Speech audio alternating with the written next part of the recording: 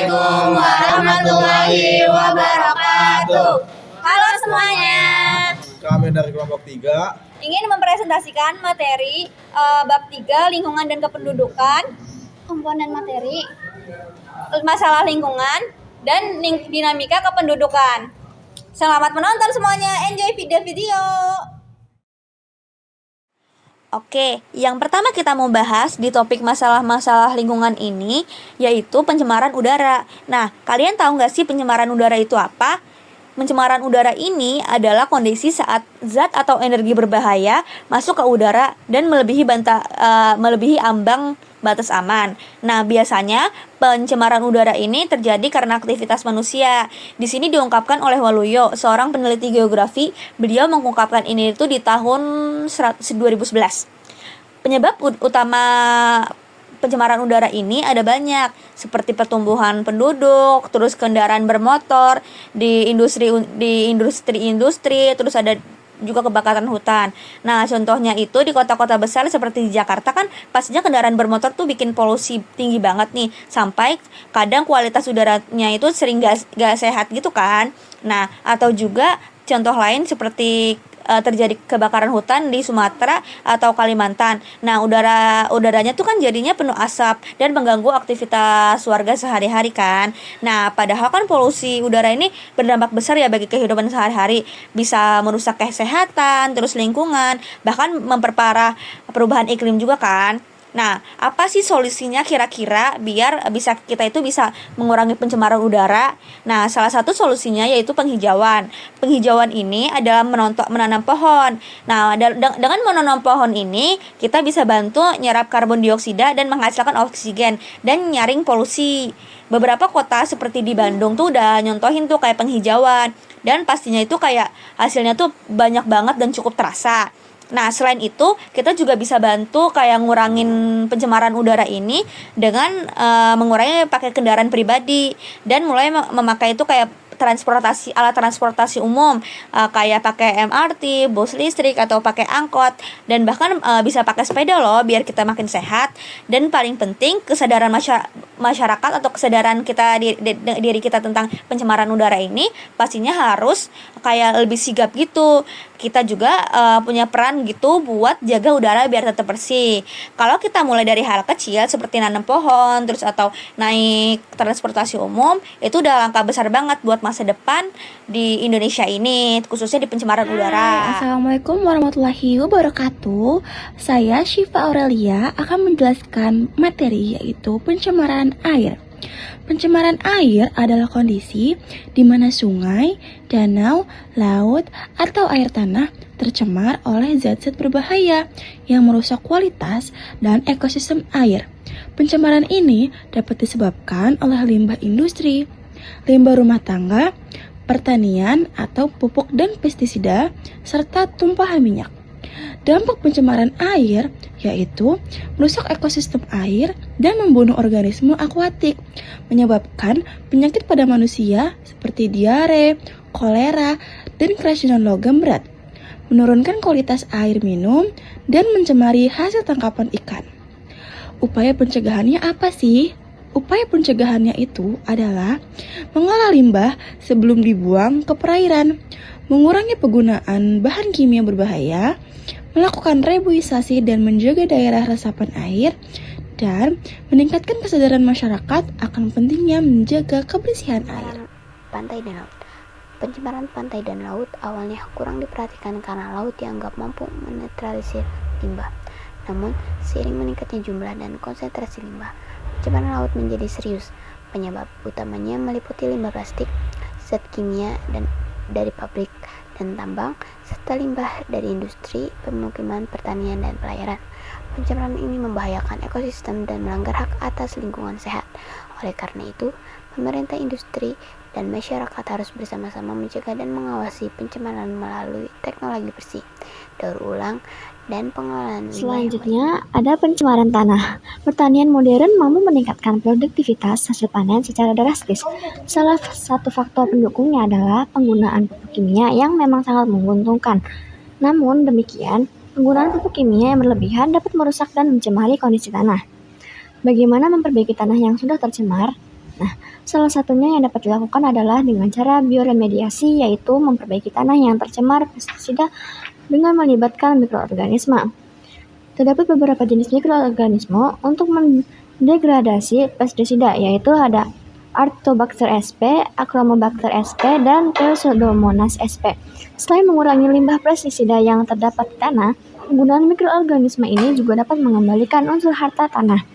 Nah, seperti gambar di samping, itu adalah pengolahan 3-4 bulan. Satu kali siklus bioremediasi yang efektif memerlukan waktu maksimal 8 bulan. Waktu dan keberhasilan proses ini bergantung pada jenis dan jumlah materi yang akan dibersihkan, konsentrasi paparan rata-rata, kondisi cuaca selama pengolahan, dan pilihan tempat Populasi pengolahan. manusia secara geometri berkembang pesat. Sebaliknya, lingkungan mengalami penurunan, daratan mengalami erupsi, hutan merosot seperti menghadapi kepunahan sumber air bersih. Berkurangnya peringkat menurut dan populasi mengancam kesehatan populasi dunia berkembang signifikan 1,5% setiap tahun. Artinya secara kasar bertambah 90 juta orang di dunia ini setiap tahun. Pada tahun 1990 populasi manusia terjumlah 55,3 miliar. Pada tahun 2025 penduduk dunia diperkirakan menyentuh angka 8,5 miliar. Assalamualaikum warahmatullahi wabarakatuh. Kenalkan, nama saya Muhammad Nurul Islam dari kelas G. Pengertian penduduk. Pertumbuhan penduduk yang relatif meningkat dapat mempengaruhi kondisi lingkungan. Struktur penduduk meliputi jumlah, persebaran, dan komposisi penduduk. Struktur penduduk selalu berubah karena proses demografi, yaitu kelahiran, fertilitas, kematian, dan mortalitas, dan migrasi penduduk. Berdasarkan demografi adalah ilmu yang mempelajari struktur dan proses penduduk pada suatu wilayah berdasarkan dinamika penduduk, fertilitas, mortalitas, dan migrasi. Sekian dari saya. Wassalamualaikum warahmatullahi wabarakatuh. Oke, selanjutnya kita akan menjelaskan pertumbuhan penduduk Indonesia. Jumlah penduduk Indonesia terus meningkat dari 237,63 juta jiwa pada 2010 menjadi 270,20 juta jiwa pada 2020. Dengan rata-rata pertambahan sekitar 3,26 juta jiwa per tahun. Berdasarkan BPS tahun 2021, laju pertumbuhan penduduk mencapai 1,49% per tahun, melampaui target nasional sebesar 1,19%.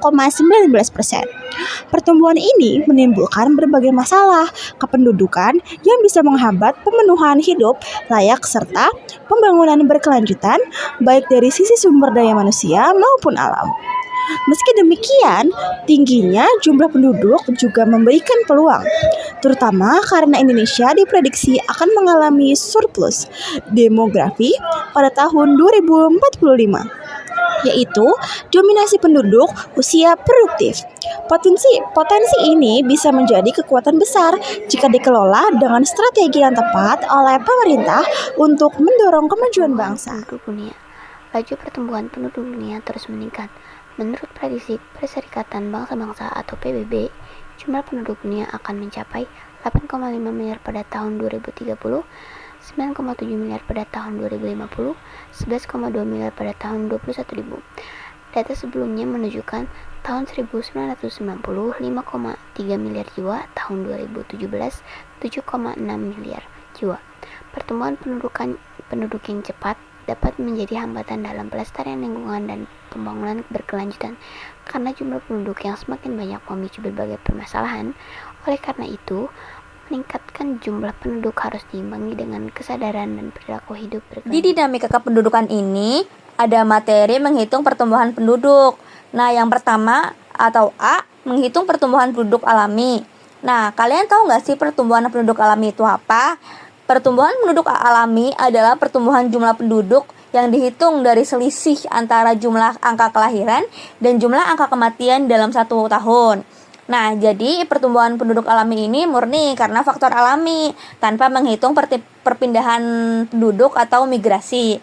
Rumus untuk menghitung pertumbuhan penduduk alami ini adalah P sama dengan L selisih M atau L dikurang M, dengan P itu adalah pertumbuhan penduduk, terus L itu adalah jumlah angka kelahiran, dan M ini adalah angka jumlah kematian. Nah, biasanya pertumbuhan penduduk alami ini bisa dihitung kayak per 1000 gitu. Nah, langsung aja kita langsung ke contoh soalnya. Yang pertama itu diketahui jumlah penduduk di Kota Kupang di tahun 2020 adalah 5.330 jiwa. Jumlah kelahiran dalam 1 tahun adalah 2.500 jiwa, dan jumlah kematian adalah 1.700 jiwa. Nah, ayo kita hitung. Jadi kita langsung pakai nih rumusnya, itu P sama dengan L min M. Oke, P-nya di sini itu pertumbuhan penduduk yang mau kita hitung. Angka kelahirannya di sini itu kan udah tertera tuh di atas. Jumlah kelahiran dalam 1 tahun adalah 2.500 jiwa. Berarti kita tulis 2.500 jiwa dikurangi angka kematiannya jumlahnya itu 1.700 jiwa. Berarti kita langsung kurangin 2.500 jiwa dikurangin angka kematiannya yaitu 1.700 jiwa. Dapat nih jadinya hasilnya 800 jiwa. Jadi pertumbuhan penduduk alami di Kota Kupang adalah 800 jiwa. Dengan mengetahui angka kelahiran dan kematian, kita bisa menghitung seberapa banyak penduduk bertambah secara alami. Data ini juga penting teman-teman untuk perencanaan pembangunan, kesehatan, dan lingkungan di suatu daerah. Nah, selanjutnya ada B, pertumbuhan penduduk non-alami. Pertumbuhan penduduk non-alami diperoleh berdasarkan selisih antara penduduk pendatang atau imigran dengan penduduk emigrasi atau migrasi keluar. Nah, migrasi keluar ini yang dimaksud migrasi keluar itu penduduk asli yang pindah tempat ke tempat lain. Nah, pertumbuhan penduduk non-alami disebut juga dengan pertumbuhan penduduk migrasi. Berikut ini adalah rumus dan cara menghitung penduduk non-alami. Nah, rumusnya itu ada P sama dengan I dikurang E. Nah, maksud dari keterangan P ini, P adalah pertumbuhan penduduk, I-nya ini adalah imigrasi, dan E-nya adalah imigrasi. Nah, di sini ada contoh soalnya nih. Contoh soalnya itu yaitu diketahui jumlah penduduk Kupang pada sensus penduduk 2020 adalah 5.330 jiwa. Nah, adapun jumlah penduduk yang datang atau imigrasi sebanyak 5.700 jiwa. Dan penduduk yang keluar atau disebut emigrasi sebanyak 4.200 jiwa.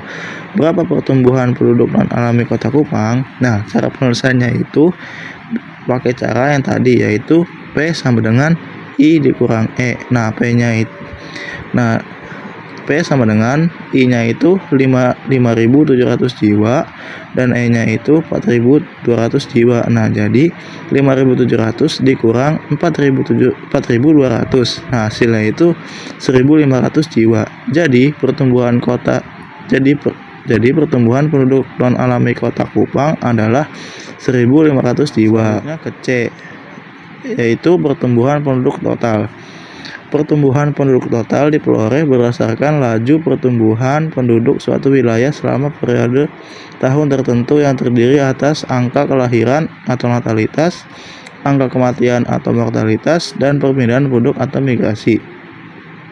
Pertumbuhan penduduk total dihitung berdasarkan selisih jumlah angka kelahiran dengan kematian yang selanjutnya ditambah dengan selisih dari pertumbuhan penduduk non-alami. Berikut ini adalah rumus dan cara perhitungan penduduk total.